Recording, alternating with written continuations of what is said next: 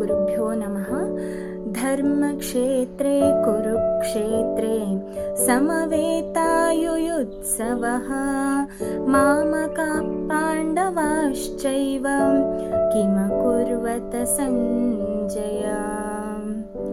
ಕುರುಕ್ಷೇತ್ರ ಅನ್ನುವಂಥದ್ದು ಒಂದು ಧರ್ಮಕ್ಷೇತ್ರವಾಗಿತ್ತು. ಅಲ್ಲಿ ಭತ್ತದ ಗದ್ದೆಯಲ್ಲಿನ ಕಳೆಯನ್ನ ಕಿತ್ತೆಸೆಯುವ ರೀತಿ ಭಗವಂತನು ಅಧರ್ಮಿಯಾದಂತಹ ದುರ್ಯೋಧನನನ್ನ ಕಿತ್ತೆಸಿತಾನೆ.